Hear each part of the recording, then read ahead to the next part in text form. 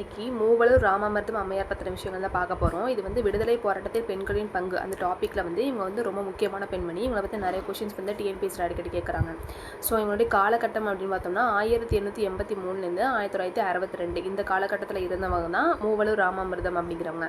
இவங்களுடைய பிறப்பு அப்படின்னு பார்த்தோம்னா 1883 கிரனூர் அப்படிங்கிற கிராமம் திருவாரூரில் இருக்குது. அங்கே தான் பிறந்திருக்காங்க, கிரனூர் அப்படிங்கிற கிராமத்தில்.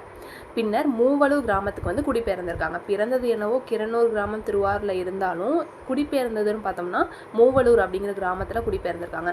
இவங்க வந்து எந்த குடும்பத்தை சேர்ந்தவங்க அப்படின்னா இசை வேளாளர் குடும்பத்தை சேர்ந்தவங்க, அந்த வகுப்புலேருந்து வந்தவங்க. இவங்களோட பெற்றோர்னு பார்த்தோம்னா கிருஷ்ணசுவாமி அப்புறம் சின்னம்மாள். இவங்களுக்கு வந்து பெண்ணாக தான் மூவலூர் ராமாமிர்தம் அம்மையார் வந்து பிறந்திருக்காங்க. இவருக்கு வந்து தமிழ் கற்பித்த ஆசிரியர் பேர் யாருன்னு பார்த்தோம்னா சிங்காரவேலு பண்டிதர். சிங்காரவேலு பண்டிதர் அப்படிங்கிறவர் தான் இவருக்கு வந்து தமிழ் கற்பித்த ஆசிரியர். 20ஆம் நூற்றாண்டின் முற்பகுதியில் பெரும்பாலான பெண் புரட்சியாளர்கள் நம் தேசத்தின் சுதந்திரத்துக்காக தங்களை அர்ப்பணித்துள்ளனர். அதில் ரொம்ப முக்கியமான ஆள் தான் மூவலூர் ராமாமிர்தம் அம்மையாரும்.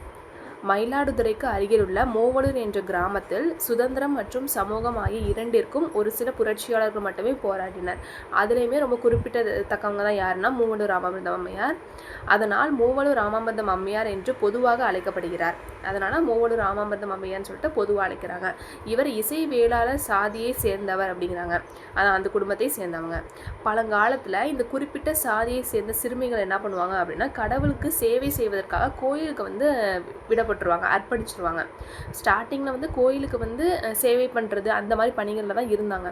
பின்னர் தான் என்ன ஆக ஆரம்பிச்சிச்சுன்னா பின்னர் அவர்கள் ஜாதியின் பெயரால் நிலப்பிரபுக்களாலும் ஜமீன்தார்களாலும் மோசமாக நடத்தப்பட்டனர். ஸ்டார்டிங்கில் வந்து ஒரு அந்த பொட்டுக்கட்டும் சட்டம்லாம் சொல்லுவாங்க. அதாவது பெண்கள் வந்து அந்த கோயிலில் வந்து அர்ப்பணிச்சிட்டாங்க அப்படின்னா அந்த கோயிலில் உள்ள வேலைகள்லாம் பார்த்துட்டு அந்த மாதிரி இருப்பாங்க. ஆனால் பின்னாடி என்ன ஆயிடுச்சு, இந்த மாதிரி ஜமீன்தார்கள் நிலப்பிரபுக்கள்லாம் இவரை வந்து மிஸ்யூஸ் பண்ண ஆரம்பிச்சிட்டாங்க, தப்பாக நடத்த ஆரம்பிச்சிட்டாங்க. அதான் வந்து தேவதாசி முறை அப்படின்னு சொல்லுவாங்க. ஸோ இது வந்து நடத்தப்பட்டதுன்னா அவமானப்படுத்தப்பட்டது அப்படின்னு சொல்கிறாங்க. அந்த குடும்பத்தை சேர்ந்தவங்க தான் மூவலூர் ராமாமிர்தம் அம்மையாரும். ஸோ இவங்களுமே நிறைய கஷ்டப்பட்டிருக்காங்க. அதனால் இவரின் தாய் வந்து வறுமை காரணமாக என்ன பண்ணிட்டாங்கன்னா 10 ரூபாய் ஒரு பழைய புடவை பட்டு புடவை இருக்குல்ல, அதுக்காக என்ன பண்ணிட்டாங்க அப்படின்னா வயதானவருக்கு வந்து மூவலூர் ராமாமிர்தம் வந்து கல்யாணம் பண்ணுறதுக்கு வந்து பார்த்து இருந்திருப்பாங்க அவங்க அம்மாவே. ஏன்னா வறுமை ரொம்ப வறுமையாக இருக்குது அப்படின்னால ஒரு வயதானவருக்காக இவங்களை வந்து கல்யாணம் பண்ணணும் அப்படின்னு சொல்லி பார்த்துருப்பாங்க, ஒரு 10 ரூபாய் ஒரு பழைய பட்டு புடவைக்காக. ஆனால் வந்து மூவலூர் ராமாமிர்தம் என்ன பண்ணியிருப்பாங்க, மறுத்திருப்பாங்க. மறுப்பு தெரிவித்து சுயம்பு பிள்ளை அப்படிங்கிறவங்க மணந்திருப்பாங்க. அந்த வயதானவரை மணக்கலை. ஏன்னா வயதானவர் வந்து அது வந்து ஒரு இது இல்லை, அதில் மணக்காமல் என்ன பண்ணிட்டாங்கன்னா அதுக்கு வந்து எதிர்ப்பு தெரிவித்துட்டு சுயம்பு பிள்ளை அப்படிங்கிறவங்க வந்து திருமணம் பண்ணிக்கிட்டாங்க. அதுக்கப்புறம் இந்த கொடுமைகளை கண்ட மூவலூர் ராமாமிர்தம் போராட தீர்மானித்தார். இப்போ அவங்களுக்கே இந்த மாதிரி விஷயங்கள் நடக்கிறப்ப இந்த அப்பாவி பெண்களுக்குலாம் எவ்வளோ பேருக்கு இந்த மாதிரி விஷயங்கள் நடக்கும். அதனால் என்ன பண்ணிட்டாங்கன்னா இதை கண்ட மூவலூர் ராமாமிர்தம் போராட வந்து தீர்மானித்தாங்க. அவர்களின் விடுதலைக்காக நாடு முழுவதும் பயணம் செய்து தன் சொந்த பெண்களின் துயரங்களை பற்றி பேசி பல தலைவர்களின் ஆதரவை பெற்றார். அதே மாதிரி அவங்களுக்கு நிறைய தலைவர்களுமே வந்து சப்போர்ட்டும் பண்ணியிருந்திருக்காங்க. 1917 முதல் தேவதாசி போராட்டம் மயிலாடுதுறையில் நடத்தினார். ஸோ இதுவுமே முக்கியம். தேவதாசி போராட்டம் அப்படிங்கிறது எந்த இடத்துல நடத்தினாங்க கொஷினில் கேட்டாங்க அப்படின்னா மயிலாடுதுறையில் நடத்தியிருக்காங்க. இதை எந்த வருஷம் நடத்தினாங்கன்னு கேட்டாங்கன்னா 1917 நடத்தியிருக்காங்க.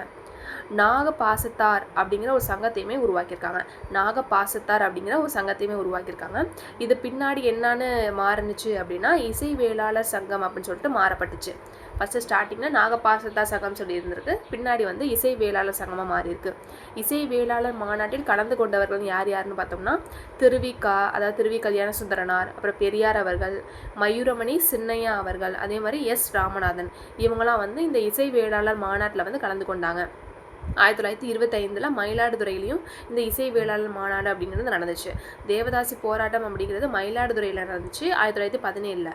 இது இசை வேளாளர் மாநாடு அப்படின்னு சொல்லி கேட்டாங்கன்னா அதுவுமே வந்து மயிலாடுதுறையில் நடந்திருக்கு. ஆனால் வருஷம் மட்டும் 1925 வந்து நடந்திருக்கு. இதே 1925 தான் பெரியார் அவர்கள் வந்து சுயமரியாதை இயக்கத்தை வந்து தொடங்கியிருப்பார். அதே 1925 தான் குடியரசு அப்படிங்கிற இதிலையுமே வந்து பெரியார் அவர்கள் தொடங்கியிருப்பார். ஸோ ஒரு டேட் பார்த்தோம்னா அது வந்து ரிலேட்டடாகவும் பார்த்துக்கணும். அதை இங்கே கொடுத்துருவாங்க பாருங்கள். 1925 வந்து சுயமரியாதை இயக்கத்தின் உறுப்பினராகவும் யார் இருந்திருக்காங்க, மூவலூர் ராமாமிர்தம் அம்மையார் வந்து சுயமரியாதை இயக்கத்தோட உறுப்பினராகவும் இருந்திருக்காங்க. இந்திய தேசிய கட்சியில் இணைந்து 1925ஆம் ஆண்டு இசை வேளாளர் மாநாட்டை மயிலாடுதுறையில் நடத்தினார். இந்த மாநாட்டில் திருவிக அவர்கள், பெரியார், எஸ். ராமநாதன், மயூரமணி சின்னையா பிள்ளை போன்ற பல தலைவர்களுமே என்ன பண்ணியிருந்தாங்க, கலந்து கொண்டு கொடுமையான நடைமுறைக்கு எதிராக முழக்கங்களையும் எழுப்பியிருந்தாங்க அப்படின்னு சொல்கிறாங்க. 1937லேருந்து 1940 வரைக்கும் இந்திய எதிர்ப்பு போராட்டத்தில் கலந்து கொண்டார். யார்? மூவலூர் ராமாமிர்தம் அம்மையார். அதே மாதிரி அந்த கலந்து கொண்டு 6 வாரம் வந்து வேலூர் சிறையில் அடைக்கப்பட்டார். இதுவுமே கேட்கலாம். அதாவது மூவலூர் ராமாமிர்தம் அம்மையார் வந்து இந்திய எதிர்ப்பு போராட்டத்தில் கலந்து கொண்டு எந்த சிறையில் 6 மாதம் வந்து அடைக்கப்பட்டார் அப்படின்னா வேலூர் சிறையில் அடைக்கப்பட்டிருக்காரு. அதே மாதிரி 47 நாட்களில் 577 மைல் தூரம் வந்து உறையூர் முதல் மெட்ராஸ் வரை நடைப்பயணம் மேற்கொண்டாராம். ஒரு போராட்டம் மாதிரி 47 நாட்களில் 577 மைல் தூரம் உறையூர்லேருந்து மெட்ராஸ் வரைக்கும் நடைப்பயணம் அப்படிங்கிறது மேற்கொண்டிருக்காங்க. சமூக பணிகளுடன் தேசிய இயக்கத்திலும் தீவிரமாக ஈடுபட்டார். யார்? மூவலூர் ராமாமிர்தம் அம்மையார். அதே மாதிரி பெண்களை வந்து தேசிய இயக்கத்தில் பெரிய அளவில் பங்கேற்கவும் இவர் தூண்டினார். ராஜாஜி, பெரியார், திருவிக ஆகியோரின் தொடர்ச்சியான தார்மீக ஆதரவுடன் தேவதாசி முறைக்கு எதிரான விழிப்புணர்வையும் தமிழ்நாட்டு மக்களிடையே குறிப்பாக பெண்கள் மீதான தேசிய விழிப்புணர்வையும் ஏற்படுத்தினாங்க. ஸோ பெண்களுக்கு நிறைய விஷயங்கள் நல்லது பண்ணது யார்? மூவலூர் ராமாமிர்தம் அம்மையார். ஸோ இவங்களை பற்றி அதனால தான் எக்ஸாம்ஸ்லையும் இவங்களை பற்றி அடிக்கடி கொஷின்ஸ்லேயே கேட்குறாங்க. நெக்ஸ்ட்டு பாரம்பரியம் கட்டுண்ட தமிழ் சமூகம் இன்னும் பழைய விழுமியங்களை ஒட்டி கொண்டிருந்தது. விதவை மறுமண சட்டம் அப்படிங்கிறது 1856 நிறைவேற்றப்பட்ட போதிலையும் விதவைகள் சுப மற்றும் சமூக நிகழ்ச்சிகளில் பங்கேற்க தடை அப்படின்னு செய்யப்பட்டுச்சு. இது நமக்கு தெரிஞ்ச விஷயம்தான். என்னதான் அந்த சட்டம் அப்படிங்கிறது போட்டிருந்தாலும் அவங்களுக்கு தான் அந்த ஒடுக்குமுறை அப்படிங்கிறது கம்மியானுச்சு ஒழிய முற்றிலாம் இது பண்ணல, எராடிகேட் பண்ணல, அதான் சொல்கிறாங்க. அதே மாதிரி இவங்க இயற்றிய நூல்கள், என்னென்ன நூல்கள்லாம் இவங்க இயற்றியிருக்காங்க அப்படின்னா தாசிகளின் மோசவலை அல்லது மதிப்பெற்ற மைனர். இது வந்து இவங்களுடைய சுயசரிதை, அதாவது பயோகிராஃபி, அதாவது ஆட்டோபயோகிராஃபின்னு சொல்லுவாங்களா, அவங்களுடைய வாழ்க்கை வரலாறை எழுதுறது. அந்த அவங்களோட வாழ்க்கை வரலாறையே வந்து இந்த புக்கில் எழுதியிருக்காங்க. அந்த புக்கு இப்போ பேர் என்னன்னா தாசிகளின் மோசவலை அல்லது மதிப்பெற்ற மைனர். இதுவுமே எக்ஸாம்ஸில் அடிக்கடி கேட்டிருக்காங்க. ஸோ இதுதான் அவங்களுடைய அந்த புக் நேமு. இது வந்து எந்த வருஷம் வந்திருக்கு அப்படின்னா 1936. டேட்டுமே முக்கியம். இதே மாதிரி தான் போன வந்து குரூப் 4 குரூப் 2 கேட்டிருந்தாங்கல்ல, பெரியார் அவர்கள் வந்து அந்த பெண் ஏன் அடிமையானால் அப்படிங்கிறது வந்து எப்போ ஏற்றினாங்க அப்படின்னு சொல்லிட்டு அந்த வருஷம் தெரிஞ்சால் தான் நம்ம வந்து அதை அடுக்கிற மாதிரி இருந்துச்சு கொஷின்ஸில்.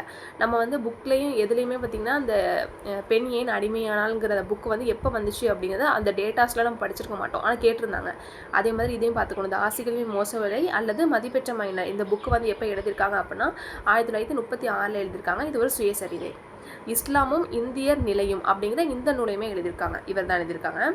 நெக்ஸ்ட்டு அறிஞர் அண்ணா இவர் என்னன்னு சொல்கிறாங்கன்னா தமிழகத்தின் அன்னிபெசன்ட் என்று அழைத்தார். ஸோ வந்து அறிஞர் அண்ணா இவரை வந்து தமிழகத்தின் அன்னிபெசன்ட் சொல்லி அழைத்திருக்கார். எப்படி வேணால் கேட்கலாம் இந்த கொஷின்லாம். அறிஞர் அண்ணா என்னன்னு சொல்லி மூவலூர் ராமாமிர்தம் அம்மையார் புகழ்ந்தார் அப்படின்னா தமிழகத்தின் அன்னிபெசன்ட். சிவாஜி கணேசன் நடித்த நாடகங்களில் வந்து தாயாகவும் நடித்திருக்காங்க. சிவாஜி கணேசன் வந்து நடித்த அந்த படங்கள்லாம் வந்து அம்மாவும் நடிச்சிருக்காங்க அப்படிங்கிறாங்க. 1949 வந்து திராவிட கழகத்தை விட்டு வெளியேறியிருக்காங்க. நெக்ஸ்ட்டு இவங்க வந்து எந்தெந்த தலைவர்கள்லாம் உறுதுணையாக இருந்திருக்காங்க அப்படின்னா முன்னாடி பார்த்த மாதிரி பெரியார் அவர்கள், திருவிக, ராஜாஜி இவங்க எல்லாமே வந்து உறுதுணையாகவும் இருந்திருக்காங்க. நெக்ஸ்ட்டு மொழி பேரணி அப்படிங்கிறது திருச்சியிலேருந்து சென்னை வரைக்கும் 42 நாள் வந்து நடைப்பயணம் அப்படிங்கிறது மேற்கொண்டிருக்காங்க. இதில் பங்கேற்ற ஒரே பெண்மணி அப்படின்னா ராமாமிர்தம் அம்மையார் மட்டும்தான் ஒரே பெண்மணியாக வந்து பங்கேற்றிருந்திருக்காங்க. நெக்ஸ்ட்டு 1962 வந்து இறக்கும் வரை திமுக ஆதரவாளராக இருந்திருக்காங்க. இறக்குற வரைக்கும் திமுகவோட ஒரு ஆதரவாளராக தான் மூவலூர் ராமாமிர்தம் அம்மையார் இருந்திருக்காங்க. 1962 ஜூன் 27 தான் இவங்க வந்து இறந்திருக்காங்க. 62 ஜூன் 27 இறந்திருக்காங்க. இவரது நினைவாக 1989 தமிழக அரசு வந்து மூவலூர் ராமாமிர்தம் அம்மாள் நினைவு திருமண உதவி திட்டம் அப்படிங்கிறத அறிமுகப்படுத்தியிருக்காங்க. எப்போ? 1989. மூவலூர் ராமாமிர்தம் அம்மாள் நினைவு திருமண உதவி திட்டம் தமிழக அரசால் புதுமை பெண் திட்டமாக 2022 மாற்றியிருக்காங்க. ஸோ இந்த பேரை வந்து இப்படி மாற்றிருக்காங்க, புதுமை பெண் திட்டமாக 2022 வந்து மாற்றிருக்காங்க. ஸோ இதான் வந்து மூவலூர் ராமாமிர்தம் பற்றின ஃபுல் டீட்டெயிலான போர்ஷன்ஸ் பார்த்தாச்சு. ஸோ நெக்ஸ்ட் யாரை பற்றி போடணும்னு சொல்லிட்டு கமெண்ட்ஸ் போடுங்க. தேங்க்யூ ஃபார் வாட்சிங்.